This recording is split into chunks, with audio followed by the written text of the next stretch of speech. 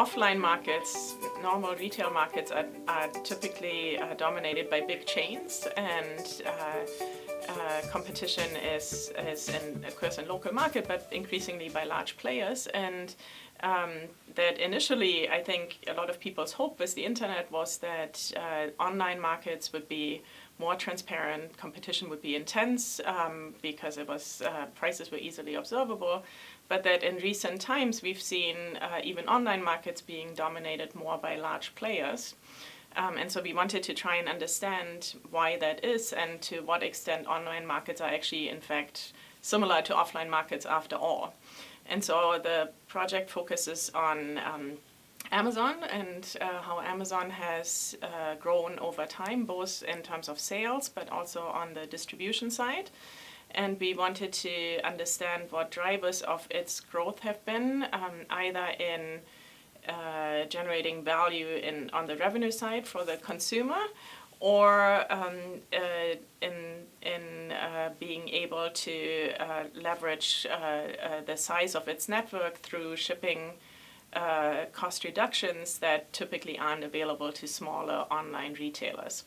And so the project first thinks about the demand side and how consumers choose between shopping at Amazon versus other online retailers versus offline retailers and what drives that. And here we benefit from the fact that Amazon charges sales tax differentially in different counties depending on whether it has a presence in the state. And so that gives us some nice variation to which we observe consumers responding. And so we see both that the response to taxes is significant and has a significant impact on Amazon's bottom line. But we also observe sort of the general quality of the platform increasing, but not so much differentially over space.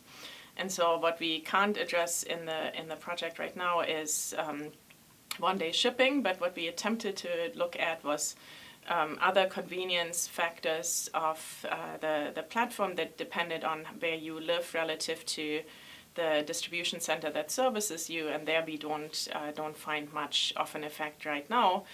So that the expansion of a fulfillment center network right now seems to primarily affect consumers purely through the fact that some will now have to pay sales tax when previously they didn't.